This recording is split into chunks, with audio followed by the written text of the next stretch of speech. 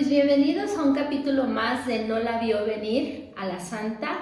Hoy tenemos un caso pues controversial por todo lo que hay alrededor, pero como siempre ya sabes, le pedimos permiso en este caso a Hugo Carvajal para poder contar su historia y usar su energía. Hugo, con todo respeto, pero sobre todo a tu mami, que te extraña seguramente muchísimo. Tú para ella, y ella lo expresa, era su ángel, su motor de vida. Entonces, pues no queriendo molestar ni causar ninguna incomodidad, pues comencemos con este relato.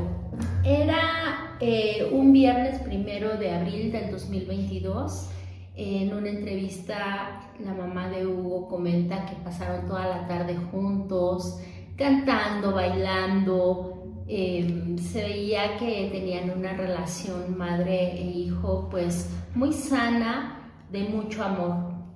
Entonces ella comenta que él se va a dormir, pero a los pocos ratos seguramente recibe la señal de los amigos y pues él se va a esta fiesta clandestina, ¿no? Las primeras notas que revisé decían que era una fiesta clandestina para adolescentes, pues Hugo tenía 15 años. Entonces,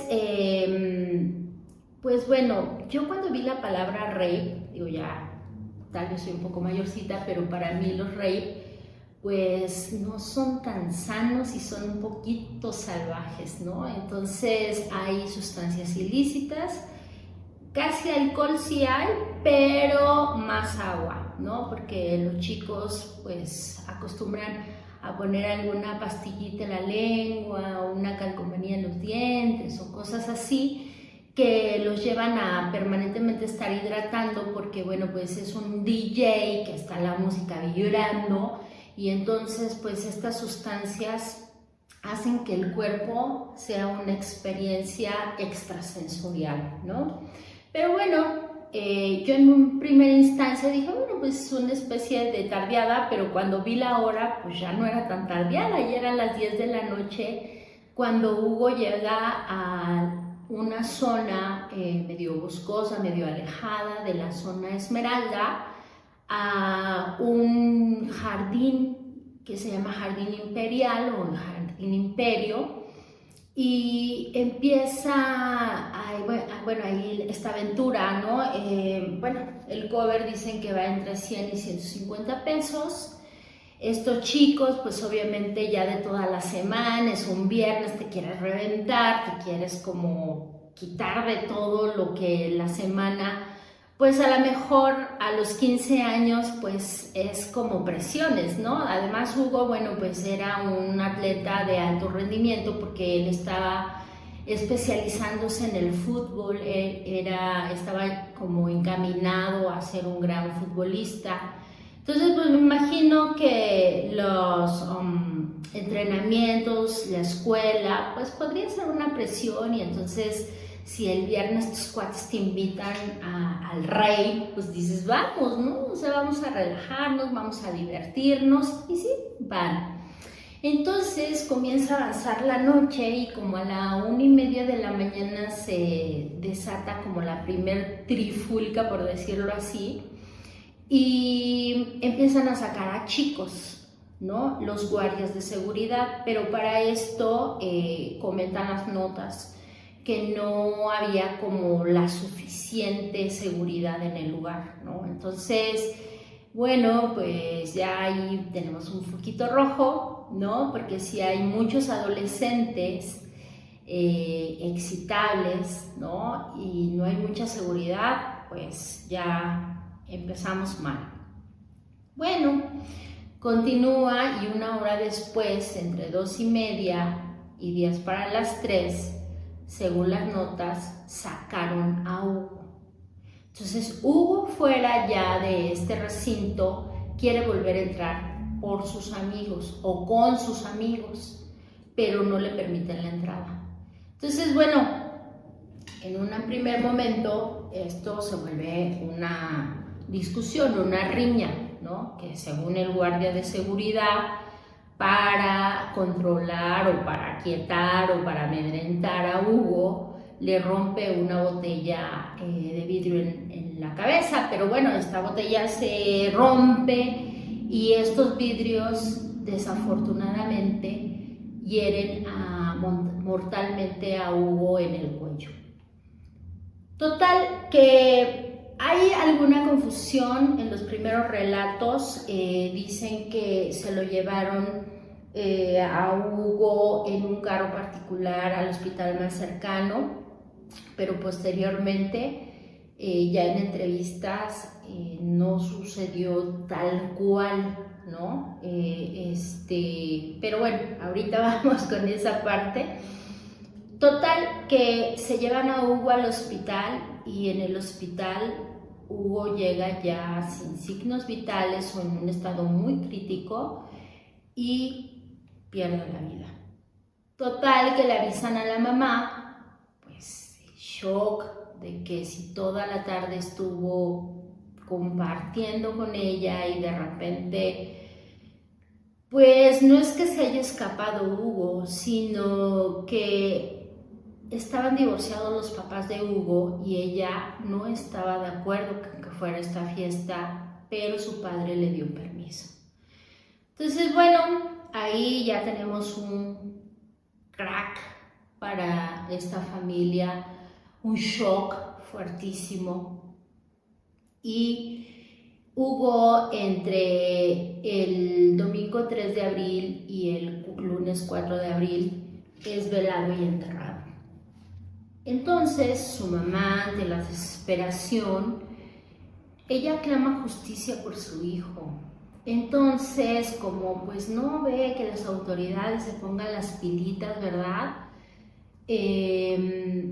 Hace una manifestación y cierra el periférico a la altura del Parque Naucali, exigiendo justicia para su hijo. Bueno, pues los que son de la Ciudad de México entenderán que esa zona, cerrarla por 18 horas, pues sí fue para las autoridades, ¿no? Un fuerte golpe, porque pues 18 horas cerrada el periférico a esa altura debió de haber sido un caos total. Bueno, total que algunas notas expresan que durante la noche que estuvo ahí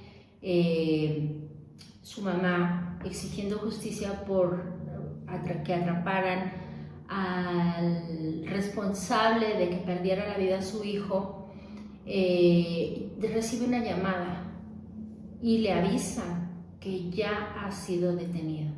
Entonces, obviamente, todos los amigos de Hugo, compañeros de la escuela que apoyaron a este cierre, pues celebraron, ¿no? Entonces, el día 6 de abril se entrega el presunto responsable de desvivir a Hugo. Durante las audiencias, porque, bueno, esto me parece muy rápido, porque pues, estamos hablando de 6 días, ¿no? Durante la audiencia, el responsable, el que está siendo señalado, porque además él acepta su culpa y ofrece a los familiares una sentida disculpa. La madre de Hugo comenta que ella le otorga el perdón, que bueno, pues lo que hizo es inhumano, pero que lo perdona, que le extiende su perdón. Y su padre dice, no, claro que no, yo no le extiendo perdón a nada, que lo condenen como es, ¿no? Total, que yo me puse a investigar porque, bueno, decimos, le otorga el perdón, o sea, esto no sé si era algo moral, algo judicial o a qué se refiere, ¿no? Bueno, investigando un poquito, me encuentro con que si algún familiar de la víctima ofrece el perdón, claro, si son delitos menores, ¿no? Porque, bueno, un asesinato se persigue de oficio. Entonces, a veces ya no procede esta cuestión legal, ¿no? Bueno, en este caso sí se tenía que dar, pero bueno, hubo como muchas atenuantes y la pena original era de 70 años, pero al homicida de Hugo le dan 35 años. Pero bueno, después ya de que se hace la sentencia, de que pasa todo esto, pues empieza a haber como detalles, ¿no? O sea, empiezan a salir como detalles del caso. Y ahí, estos puntos me parecieron como curiosos, ¿no? Me encontré algunas declaraciones de los que estuvieron presentes, no sé si sean amigos o no de Hugo, pero lo que sí, el primo de Hugo empezó en redes sociales a postear foto y todo del momento para pues que detuvieran al responsable, ¿no? O sea, bueno, ahí pues la prontitud fue clave. Luego, como les explicaba, en una primera instancia yo había leído que se habían llevado a Hugo en un carro particular, pero ya después en las declaraciones que da la madre de Hugo y una chica que estuvo presente, dicen que no, que esperaron hora y media para que llegaran por Hugo. Imagínense, si Hugo tenía un corte en el cuello que era vital, pues hora y media sí era bastante tiempo, muy crítico. Y otra chica le habla a la mamá de Hugo y le dice, le cuenta lo que estaba pasando. Entonces la mamá de Hugo, sin pensarlo, agarra el auto y se va. Y entonces ella en una entrevista comenta que iba detrás de la ambulancia de su hijo. Entonces, bueno, desafortunadamente ya no se pudo despedir de su hijo. Pero bueno, son estos detallitos del caso, ¿no? Los que van como hilando cosas. Y luego me encontré con una declaración que decía en el juicio, el homicida de Hugo, que decía, bueno, lo que pasa es que él se molestó y me agredió porque había salido por unas sustancias ilícitas que no me quería pagar para sus amigos. Entonces también me llama la atención esta declaración, y luego otra que da la mamá, porque dice, yo pedí que en la autopsia se le hiciera un examen para ver si mi hijo en su cuerpo tenía sustancias ilícitas. Me parece como raro, primero pues porque si Hugo era un atleta, bueno, estaba en las fuerzas básicas para fútbol, pues tal vez no tendrían ni que dudar que Hugo no consumía nada, porque ya saben que bueno, pues a lo mejor hay como controles, ¿no? Pero bueno, también a veces como jóvenes pues se toman sus mañas para acceder a sustancias, ¿no? Pero bueno, esto es pura mera especulación. Yo busqué información y finalmente tampoco hay algo que nos corrobore, que se concrete, ni por parte ya de las declaraciones del homicida, ni lo que la mamá pidió, ¿no? Entonces, bueno, pues ahí ya quedó algo como volando. Luego otro testimonio que encontré fue que decía que Hugo, dentro de este rey, empezó, pues por así decirlo, a portarse mal, en el sentido de correr y empezar a jugar. Supongo que cuando dicen a jugar, pues pues él se dedicaba al fútbol, no sé si llevaba un balón, no sé, esto es como raro, ¿no? Entonces, en esta declaración dice que ya había molestado su actitud al dueño del lugar.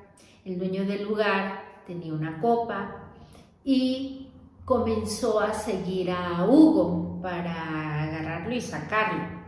Ahora, esto me parece como raro, ¿no? O sea, voy con mi copa caminando, persiguiendo, o sea, es como, ¿cómo? Bueno, que ya cuando lo pescó para sacarlo, pues obviamente él, ágil y joven, se le escabulle, ¿no? Entonces él en su desesperación, en su enojo, en su coraje, agarra la copa y se la clava, la pone en su cuello y desafortunadamente le pega en la carótida.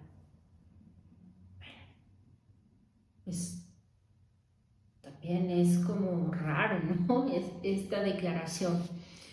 Pero bueno, más allá de eso, pues este suceso inesperado, ¿no? De no la vio venir a la santa, pues en horas se perdió una vida de un chico que tenía todas las oportunidades del mundo, ¿no? O sea, primero su pasión jugar fútbol, segundo la admiración que sentía por su padre que era médico y que él quería ser médico.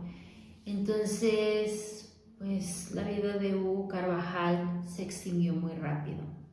Hugo, donde te encuentres, esperemos que estés en paz. Como ya saben, ahora tenemos el análisis psicológico por parte de Ismael Rossi. Ismael, muchísimas gracias. Gracias pues por hacernos entender.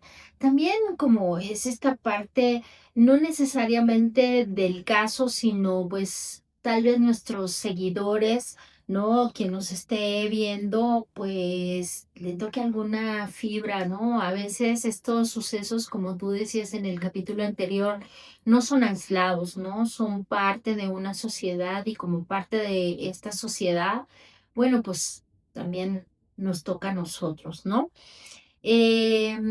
Cuando las familias de las víctimas o familiares de las víctimas dicen, quiero justicia, en realidad, ¿qué está pidiendo? O sea, psicológicamente, ¿qué pides con justicia? Sí, ya sé que es la justicia, ¿no? En este caso hubo justicia de los hombres y hay un hombre detenido, pero cuando pierdes a tu hijo en cuestión de horas, ¿no? Ahora lo ves y ahora ya no lo ves.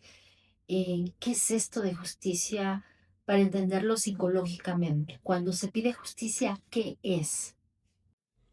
Cuando los familiares están, o sea, están pidiendo justicia, ¿qué es lo que piden realmente? ¿Qué es lo que quieren realmente? A ver, cuando alguien dice quiero justicia, no está pidiendo una condena, no está pidiendo una sentencia. Lo que está pidiendo es que el dolor tenga sentido. A ver, psicológicamente la justicia tiene tres funciones. En primer lugar, restituye el orden. Restituye el orden. Dice, esto no debió pasar. Por otro lado, valida el daño. Es decir, esto que viví fue real y es genuino, fue grave. ¿Ok? Es genuino y es grave. Y por lo tanto reduce la sensación de impotencia. El problema es que ninguna condena devuelve la vida, eso lo sabemos. Por eso muchas familias sienten que aunque haya condena, o sea, el dolor sigue y sigue inconcluso, eso continúa procesándose, eso hay que tenerlo muy en cuenta. La justicia legal, por supuesto que es necesaria, pero la justicia emocional, uff, eso es otra cosa. Porque se construye con el duelo, con el proceso de duelo, con verdad y con acompañamiento. Y algo importante, a ver, pedir justicia no es venganza. A ver, no siempre es retaliación y es venganza. Muchas veces es una forma de decir, mi hijo importa. Y no solamente me importa a mí porque es mi hijo, sino a la comunidad donde pertenezco. Esto es importante. Entonces las víctimas también se sienten acompañadas por un sistema al cual pertenecen y del cual formamos parte. Ismael, ya no podemos cambiar lo que sucedió en este caso, es evidente, ¿no? Pero más allá de este caso, para la gente que nos está viendo de padres divorciados, ¿no? Esta cuestión de que a veces son luchas y los que se quedan en medio son los hijos, ¿no? Y bueno, pues también los adolescentes no son tontos, ¿no? O sea, si este me dice que no, pues le digo a este, chance me dice que sí. ¿Cómo lidiar con esto, no? O sea, ¿cómo? Pues a lo mejor no se puede llegar a ser amigos, ¿no? Bueno, hay miles de circunstancias que la gente se divorcia, pero ¿cómo llegar a un punto de acuerdo donde no haya como, pues, yo digo no y yo digo sí? Y es como una lucha que también se está dando ahí en esta familia. En este caso específicamente, pues obviamente queda un dolor, una herida, ¿no? De decir yo no y él sí y se murió mi hijo.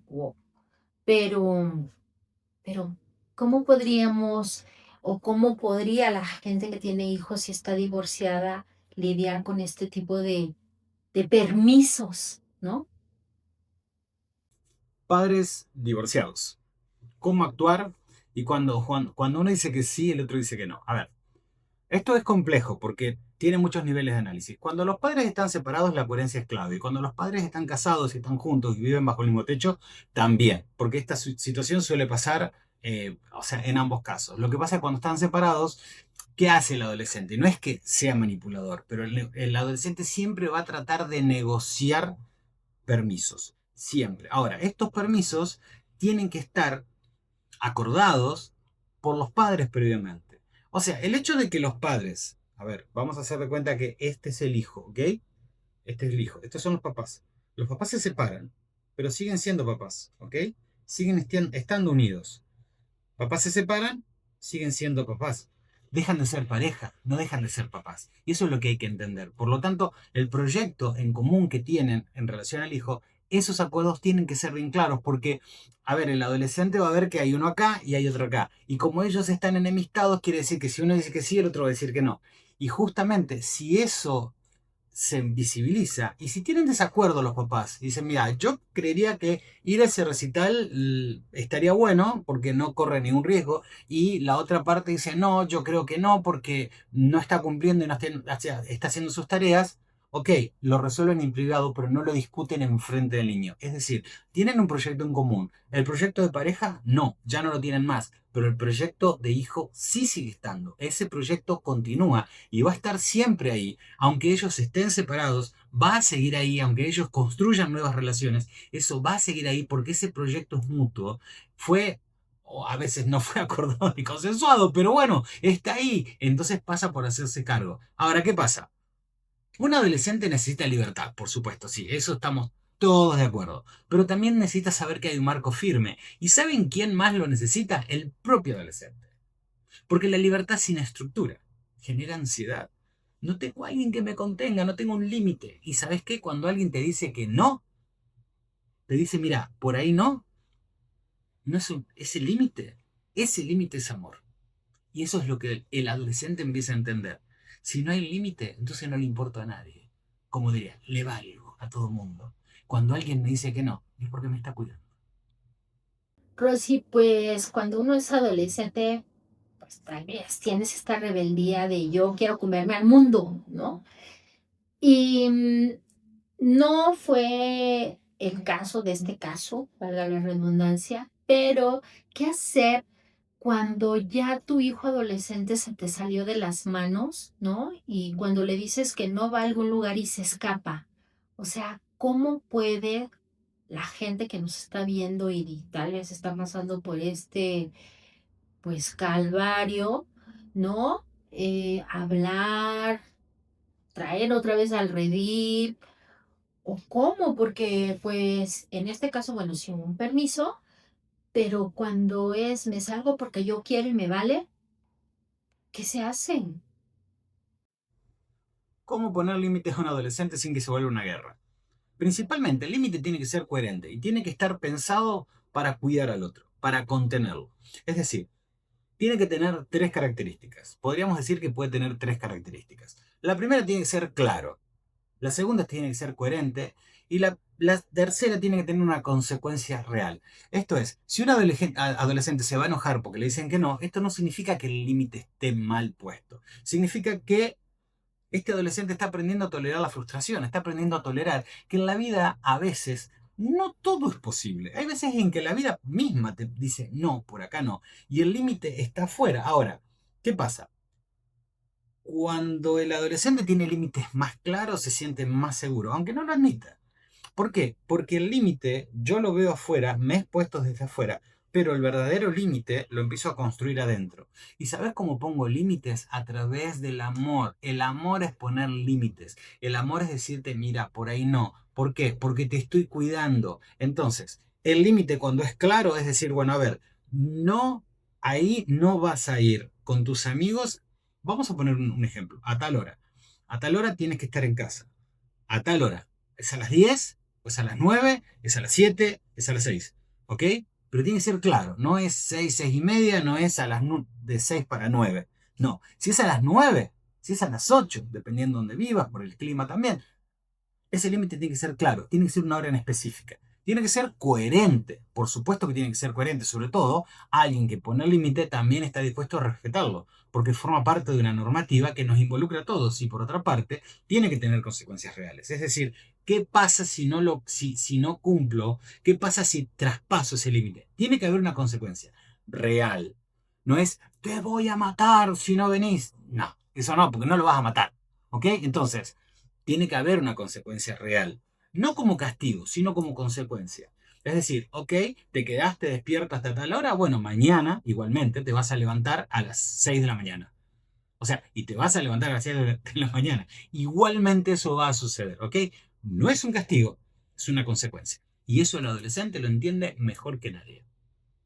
Oye, Ismael, y ahora con esto de la crianza respetuosa, digo, me río porque ya no sé verdaderamente qué pensar.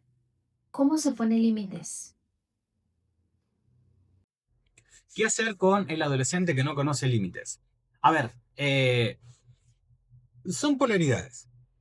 Hogares que son excesivamente rígidos, hogares que no hay reglas, para nada. Es una anomia, es una falta, como se diría desde el psicoanálisis, una falta de la imagen paterna, ¿no? Esa imagen paterna, ese arquetipo del padre poniendo límites al deseo no está. Entonces está borrado. Entonces puedo hacer lo que quiero, pero puedo hacer lo que quiero es bastante ambiguo, porque si yo puedo hacer lo que quiero, piensen, cuando somos niños, el niño chiquito ve continuamente a la mamá y el papá y obra en función de lo que sus adultos de referencia, la gente que él más quiere en el mundo, o por lo menos la gente que está ahí, no va conociendo otras, son estas dos personas, quieren. Entonces, en función de lo que yo haga, mi mamá va a sonreír, mi papá va a sonreír. Entonces empiezo a actuar en función de lo que ellos quieren. Yo voy construyendo mi deseo en función de lo que estas personas que quiero desean. Entonces voy construyendo mi deseo así. Cuando llega la adolescencia empiezo a reconocer que yo tengo mi propio deseo y me empiezo a hacer cargo de eso. Pero para eso tengo que haber pasado una etapa donde tengo que haber sabido más o menos qué querían estos adultos y sobre todo qué querían de mí. ¿Ok? Ahora, si en un hogar donde eso no estuvo, va a ser difícil porque el niño no sabe, no tiene puntos de referencia. Entonces no hay un límite. El niño está desbordado. Es como tirar un vaso de agua en el piso, o sea, y que el agua se desparrame. El niño está desparramado. No sabe, no conoce un límite. Tiene que ir construyendo este límite de a poco. A ver, ¿de dónde puede, con qué se puede apoyar? Con la escuela, ¿ok? Ahí va a ir construyendo límites con sus amigos, pero también va a ir buscando espacios que le pongan límites. Es decir, este niño o adolescente que va tratando de encontrar un límite afuera, mm, podríamos decir en términos así generales, se porta mal o hace cosas que no tiene que hacer. Gente, están buscando límites, es una forma de buscarlo. Si yo no lo tengo adentro, lo voy a encontrar afuera. Ahora, el problema cuando lo encuentre afuera es que la realidad va a funcionar como límite en función de lo que la realidad sea. Es decir, la realidad puede ser un oficial de policía, puede ser un juez, puede ser el padre de alguien más, puede ser un amigo, puede ser una novia, un novio, puede ser una pared, puede ser un poste de luz, puede ser el piso. Por eso la importancia es que aprendamos a construir límites internos que no dependan de que la realidad nos ponga un límite. Podríamos decir, hay que saber cuándo parar, porque si no la realidad nos para por nosotros. Oye, Ismael, independientemente de este caso, hay algo que yo te quería preguntar. Yo veo ahora a los chicos entre 14 y 18 años fumar marihuana. ¿Esto cómo afecta su desarrollo emocional? Una tiene que ver, ¿no? Igual yo me estoy como poniendo como viejita chonchita de, ay, ¿cómo hacen esto estos jóvenes? Pero no sé, o sea, ¿tiene algo que ver con su desarrollo emocional o no? ¿Qué pasa con esto? ¿El consumo de marihuana entre 15 y 18 años afecta el desarrollo? Sí, por supuesto. La marihuana no produce adicción, ¿ok? O sea, a ver, y esto es un concepto que está dando vueltas. Entonces, como no produce adicción, sí puedo darme el lujo de consumirla como si fuera cualquier otra cosa que en realidad llevada al extremo de tomarlo todos los días, lo único que podría decir que no produce efectos indeseables serían las verduras y el agua. ¿Ok? Bueno, a ver, vamos a ser claros con esto. Que no sea una sustancia adictiva por sí, que no genere adicción neuroquímica, no significa que sea, que no tenga efectos colaterales, que sean totalmente indeseados. A ver, hay que entender, no es lo mismo consumir marihuana a tus 16 años que consumir marihuana a tus 46 años. Habiendo a tus 46 años, habiendo empezado a tus 30. No es lo mismo. Por supuesto que no, porque el sistema nervioso se está formando incluso hasta los 21 o 25 años. Cualquier consumo previo, o sea, y sostenido en el tiempo, afecta a mediano y largo plazo atención, memoria, regulación emocional y motivación. Entonces, a ver, no todos los jóvenes que consumen van a desarrollar problemas graves, pero el riesgo aumenta conforme, o sea, cuanto más temprano hayamos empezado a consumir marihuana y cuanto más frecuente sea el consumo, ¿ok? Entonces, a veces el consumo no es por diversión, y eso es un tema clave, sobre todo en la adolescencia.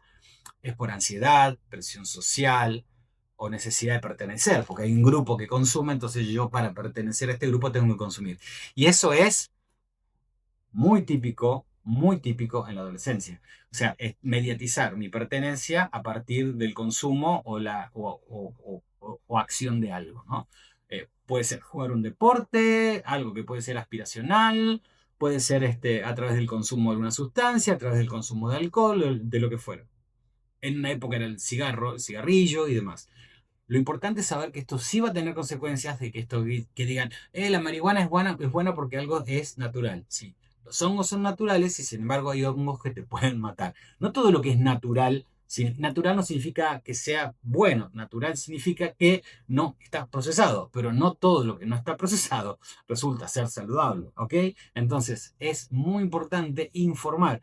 El adolescente tiene que estar informado, pero solamente hay que tener en cuenta que esa información no tiene que ser tampoco tan a largo plazo, porque el adolescente no puede ver a tan largo plazo. ¿Ok? No puede decir, cuando tengas 40 vas a tener los efectos secundarios de lo que estás fumando hoy. No, porque para adolescentes eso es otra vida. ¿Ok? Hay que entender de construir el límite y dar información en un límite que el adolescente pueda discernir. Un límite de tiempo que para el adolescente sea significativo. Oye, Ismael, pues muchísimas gracias pues por esta guía, ¿no? Para padres. Y por último, oye, ¿cómo yo le puedo explicar a mi hijo adolescente que pues allá afuera hay muchos peligros, ¿no? Y que a lo mejor aquí en su casa uno los quiere, los adora, los soporta, ¿no? Sus desplantes, sus idas y venidas de emociones, pero a veces allá afuera no. Entonces, ¿cómo enseñarle que toda acción tiene una reacción, ¿no? Y que no siempre vas a ser gracioso para todos los que estén a tu alrededor. ¿Cómo se puede hablar de esto con los adolescentes? ¿Cómo hablar con adolescentes o sea, sobre peligros y consecuencias? sobre cualquier tipo de peligro y consecuencias. Entendamos que en esta etapa del desarrollo todos estamos tratando de buscar límites, ¿ok? El adolescente trata de buscar el límite afuera porque está queriendo construir ese límite dentro, ¿ok? Principalmente, no hablar desde el punto de vista que estamos hablando con personas estúpidas, que estamos hablando con tontos. Hay que partir de la base que son personas inteligentes, pero que están recién iniciando ese momento de pensamiento abstracto. Por lo tanto, no hay que abstraer tanto la conversación, no hay que hablar de moralidad, hay que hablar de información objetiva y concreta. Esto es muy importante porque el adolescente, así como el niño, en cierta medida, entiende mucho más cuando la información es lógica y es concreta. Es decir, cuando se asocia con hechos en particular, cuando hay pruebas, no cuando alguien dice que hay que hacerlo por una normativa, no por lo que hay que hacer, no porque eso va a ser bueno en un futuro, no, tengo que tener la prueba, la argumentación concreta. Entonces, es importante, hay que preguntar más que imponer. Yo como adulto pregunto más, me intereso más acerca de tus inquietudes, quiero interesarme más de ti, pregunto más que imponer. Segundo, escucho sin ridiculizar. Porque voy a escuchar cosas que me van a parecer como tontas. O sea, el adolescente va a decir algo como que, no sé, fulanito, menganito, me dijo que si no fumaba no podía ir con ellos a juntarme. Y voy a decir que puede ser tan estúpido. O sea, ¿qué necesidad tenés de juntarte con esa gente? No, no. O sea, que escuchar sin ridiculizar. Escuchamos, no ridiculizamos, ¿ok? Bien. Y por otro lado, compartir información concreta, no amenazas. Si no sabes, más vale anda a un profesional y que un profesional hable por vos. Pero trae la información siempre sobre la base de decir, bueno, mira, esto es lo que vos haces, estas son las consecuencias. O sea, esto es lo que vos haces y estas son las consecuencias. Mi lugar como adulto es decirte que no y cuidarte. Eventualmente cuando ya seas adulto, vas a decidir por ti mismo. Pero yo tengo, reconociendo estas consecuencias, que cuidarte y ese va a ser mi, digamos, argumentación para el límite. Pero no de ninguna manera imponer. ¿Ok? Ni a un adolescente, ni a nadie. Ni a nadie. ¿Ok? Nadie que se diga ser inteligente. La muerte de un joven siempre o sea, es un espejo social, es un dolor individual muy fuerte. Escuché por ahí que decía eh, que solamente en las guerras son los padres los que despiden a los hijos. Y a veces cuando no hay una guerra, no hay una situación de semejante como tal, nos empezamos a preguntar, ¿en qué guerra estaremos? Que los adultos despedimos a los más jóvenes. O sea, hay que recordar que la adolescencia es un periodo muy frágil, de muchísima fragilidad. Hay que entender que las muertes por accidentes, las muertes por suicidio, son mucho más frecuentes en la adolescencia y durante la primera parte de la juventud. Pero es una época muy intensa en la cual estamos muy vulnerables y nos estamos construyendo y estamos viendo hasta dónde podemos llegar, estamos viendo el límite. Entonces la prevención no empieza la noche del evento, empieza en casa. Empieza en esa casa, lo que sea lo que es casa, lo que sea que es familia. En la conversación diaria, en el límite claro, y en el afecto constante. Y sobre todo en las instituciones. Cuando no hay institución, no hay hogar. El hogar también es una institución. Pero cuando no hay escuela, hay escuelas ausentes, hay hogares ausentes, todos nos preguntamos dónde estuvieron esos ojos que tendrían que haber estado. ¿Dónde estuvieron esas miradas que no estuvieron? ¿Dónde eso se hizo invisible y solamente logró su visibilidad en la tragedia? No podemos eliminar todos los riesgos del mundo, por supuesto que no, pero sí podemos fortalecer a aquellos que lo van a enfrentar. Pues muchísimas gracias por acompañarnos en este nuevo capítulo. Por favor, suscríbanse, denle like, compartan. A mí sí me gusta decir que ojalá que esto que tanto Ana como Ismael como yo, pues les deje una reflexión y pongan en comentarios qué les pareció Gracias.